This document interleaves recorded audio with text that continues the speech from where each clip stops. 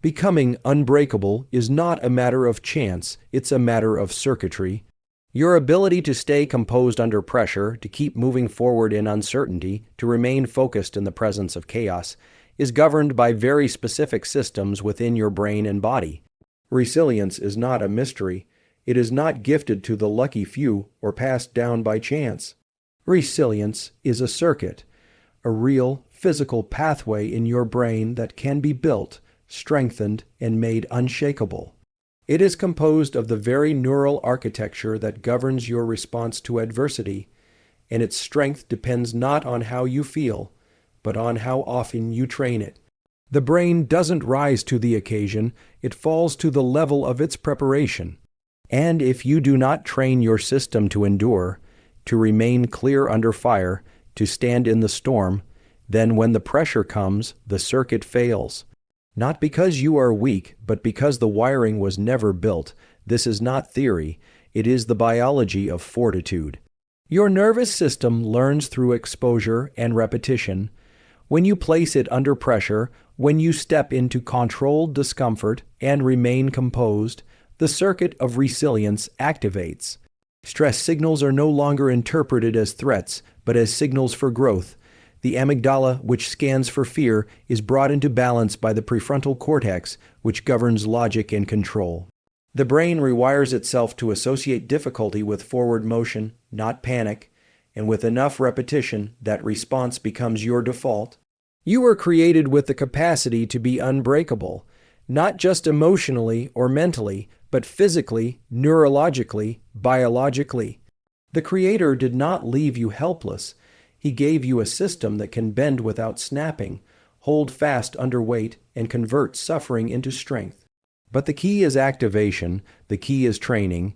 You must step into stress on purpose, not as a victim, but as a commander of your own biology. Each time you do, you are sending a signal deep into the brain. I do not run. I do not break. I adapt. I overcome. The human brain has what is known as neuroplasticity, the ability to change its wiring through experience. This is the sacred ground where resilience is forged. It is not about thinking positive. It is about encoding new patterns into the very circuits that determine your reflexes, your reactions, your drive. When the body enters pain, fatigue, or fear, and you respond with calm, control, and deliberate breath, that response is recorded. It is laid down like track, and when life hits you again, your brain remembers, this is not our end, this is our training ground. There is a holy power in becoming unbreakable. It is not loud, it is not prideful. It is the quiet fire in your eyes when the world expects you to fold, and you rise instead. It is not a miracle, it is biology meeting obedience, science meeting sacred action. Every man, every woman, every soul breathing on this earth has access to it. But it must be built. It must be carved into the flesh of your nervous system through repetition, pressure, and resolve. Stress inoculation rewires the brain to interpret pressure not as panic, but as preparation. This is not metaphorical, it is biological. The brain, specifically the limbic system and autonomic nervous system, is constantly evaluating the world for threat or safety. When a stressor enters, whether it's a deadline, confrontation, cold exposure, or physical pain, your system responds. But how it responds is not fixed. It is shaped by past exposure, and most importantly, how you responded in those moments. Every time you endure stress without breaking, without retreating, you are reprogramming your neural response. You are teaching your brain a new language, that pressure is not danger, it is development. The ancient brain was designed to protect us from harm. But that same system now fires in modern situations where no physical threat exists. Your heart races in traffic, your chest tightens when you speak up, your breath shortens when the unknown looms. These are automatic, but they are not immutable, they are patterns. And like any pattern in the nervous system, they can be altered not by avoiding stress, but by stepping into it deliberately with structure and control. This is the practice of stress inoculation. You expose yourself to discomfort in doses, and in doing so, you train your brain to respond differently when the real test comes. When you place your body under controlled stress, such as intense exercise, cold exposure, breath, holds, public speaking, fasting, or strategic fear, your brain gets flooded with signals. Hormones like adrenaline and cortisol rise, the heart rate increases, but what matters most is what you do next. If you remain calm, if you stabilize your breath, if you maintain control in the midst of that storm, your brain rewires its interpretation. The same signals that once meant retreat begin to mean rise. The body enters chaos. The mind brings order. And that alignment becomes your new normal. This is not just discipline. This is preparation for destiny. Because the people who change the world, who build empires, who lead nations, who protect, defend, and heal, they are not the ones who had less stress. They are the ones who trained to carry it. And that training happens in the circuits of the brain, in the synapses, in the fight between the amygdala and the prefrontal cortex. When you choose voluntary stress and remain composed in it, you are handing the reins from the fear center to the control center. That is neuroscience, that is holy, that is the sacred path of those who do not flee from battle, but train in the shadows so they are prepared for the light. The ability to walk into stress and remain unshaken is not superstition, it is structure, it is built repetition.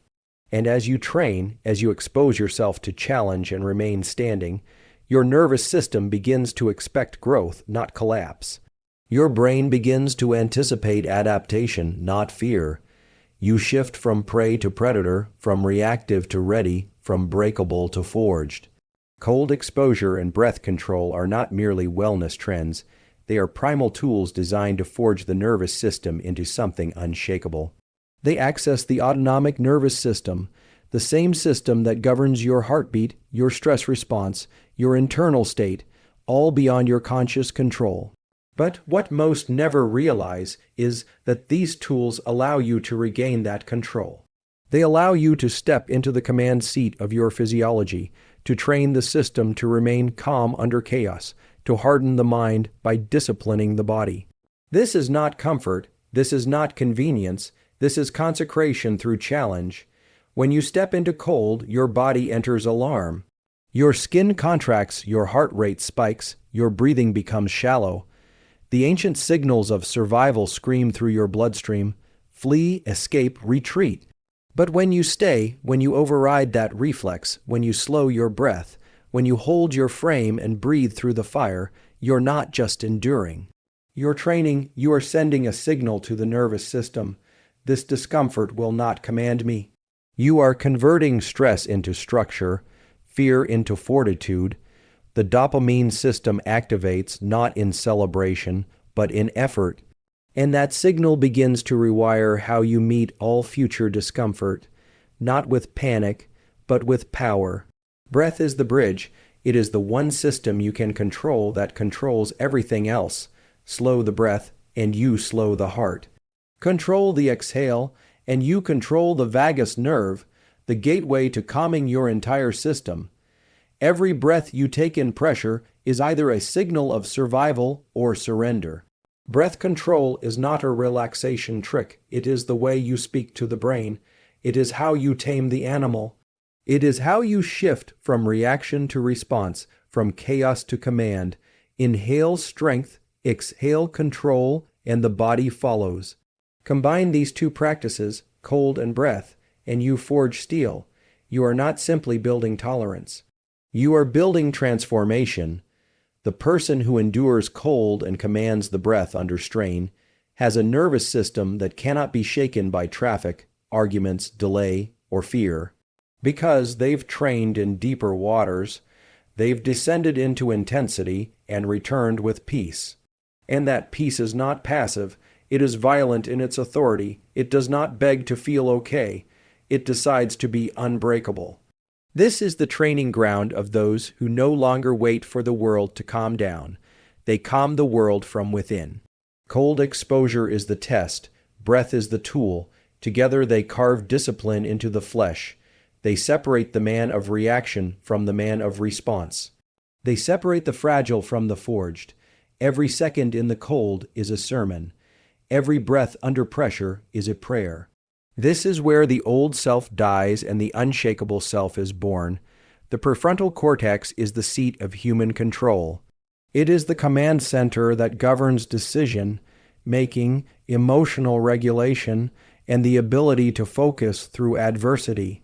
It sits just behind your forehead, and it is the difference between acting on impulse and acting on purpose.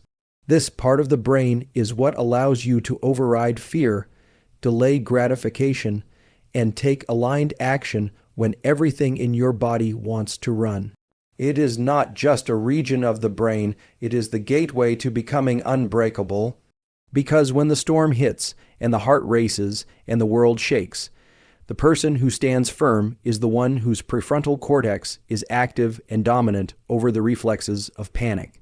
Most people live dominated by the limbic system, the emotional center, the source of fear, of craving, of distraction.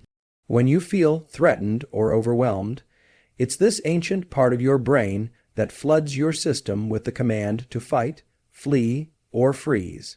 But you were not designed to live enslaved to that circuitry. You were created with a higher capacity. The prefrontal cortex allows you to step above the noise and decide what happens next. And the key to building it is stress. Controlled stress, repeated exposure to challenge paired with conscious action, that's how the brain learns. That's how the cortex gains authority. When you train under tension, when you focus under fatigue, when you breathe through resistance, when you choose structure in chaos, the prefrontal cortex becomes more dominant. It becomes thicker, more connected, more efficient. You literally grow the capacity to regulate your inner state. And with each repetition, the panic response from the limbic system grows quieter, the gap between stimulus and response widens, and in that sacred space, your power is born, the ability to choose peace, the ability to endure pain without losing clarity, the ability to act not from fear, but from vision. There is nothing passive about this process. It is warfare, biological warfare between the part of you that wants ease and the part of you that's here for impact. The battle between comfort and calling is waged in the architecture of the brain, and every time you remain in the fire, every time you face discomfort and stay centered, the prefrontal cortex wins. It takes control. It becomes your compass, your shield, your sword. It is not developed in safety. It is forged in exposure, in pressure, in repetition. The unbreakable are not born immune to fear. They are trained to walk with it and rule over it. They are neurologically different, not by accident, but by intention. They have done the work. They have conditioned the system. Their control is not a performance. It is a reflection of structure. It is the result of wiring that has been laid down through thousands of decisions to rise instead of run. This is how the highest part of the mind takes its throne and silence is restored to the chaos below. Deliberate discomfort is the doorway to power. It is the sacred space where weakness is confronted, where softness is stripped away, where the nervous system is shown what it means to endure without reward. Most people avoid discomfort. They escape, they delay, they medicate, and in doing so, they teach the brain a devastating lie. That discomfort is danger, that pain is punishment, that stress is something to flee, but the truth is this: deliberate discomfort is the path to dominance, because when you step into it on purpose, you rewire the dopamine system itself. You teach your brain to crave not relief, but resistance, not outcome, but effort. Dopamine is the neurochemical of pursuit. It is not simply about feeling good, it is about forward motion, and when that forward motion is tied to process, not prized to repetition, not recognition, you become limitless. Because now your motivation is self-generated. Now the work itself becomes the reward.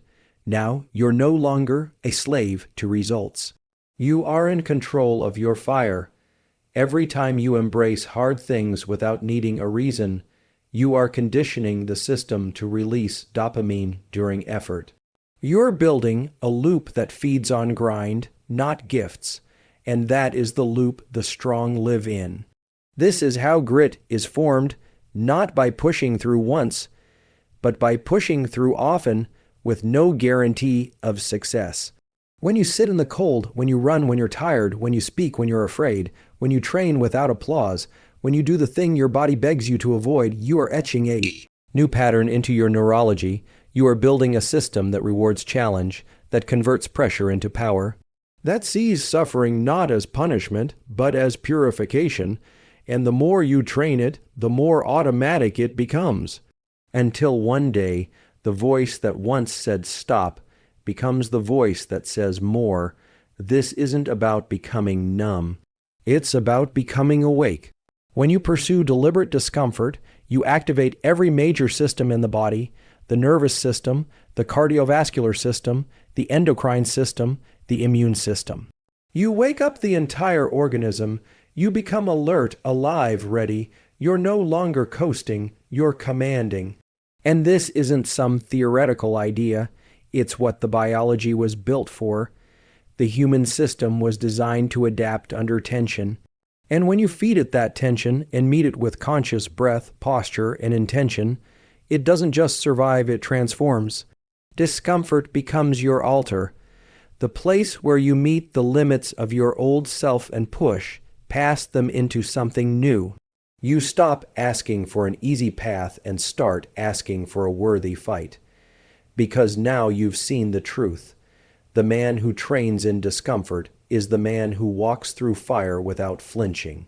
The man who waits for comfort will never meet his higher self, but the one who seeks resistance on purpose, that man becomes unbreakable. Unbreakable states are not born out of inspiration. They are built through repetition. They do not come from a single moment of courage, but from thousands of unseen choices made in silence, in fatigue, in resistance. The nervous system does not care what you intend to become. It only responds to what you repeat. It adapts not to dreams, but to patterns. And every time you show up, every time you act in alignment with discipline, with focus, with presence, even when you feel nothing, you are training the system to obey your spirit, not your emotions. That is where true strength is forged. The world teaches us to chase the spark, to wait for energy, to look for that feeling of drive before we act. But that is a trap. That is addiction to the unpredictable, to neurochemical luck. What separates the fragile from the forged is not how they feel. It's what they do regardless of how they feel.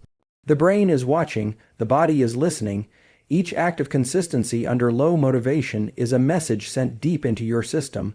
This is who I am, this is what I do. And your biology responds by adapting to that standard. The circuits rewire, the chemistry shifts, the identity hardens. Every repetition is a declaration. Every focus session, every breath held in pressure, every posture held under strain, these are not random events. They are bricks laid into the fortress of your nervous system. The unbreakable are not more gifted. They are more consistent. They do not seek variety. They master simplicity.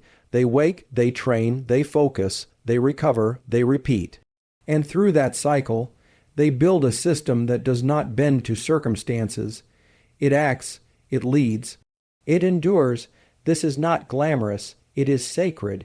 It is built in early mornings when no one sees, in uncomfortable decisions when no one affirms, in repeated disciplines when the reward is nowhere in sight. It is the quiet violence of self-mastery, the biological echo of spiritual command. Your brain records what you worship, and if you worship comfort, the circuits of weakness grow stronger. But if you worship order, obedience, and discipline, your brain becomes a weapon, your nervous system becomes a temple, and you become a force. Repetition sanctifies the process. You stop needing motivation. You stop chasing momentum. You operate from principle, not passion. That principle gets burned into the body, into your breath, your movement, your tone, your posture. The body starts acting like the future you already lives here. The nervous system doesn't need to be convinced anymore. It already believes.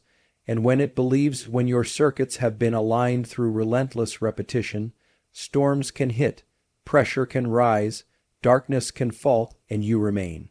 Not because you tried, because you trained, because your system knows nothing else, because you have become unbreakable by design.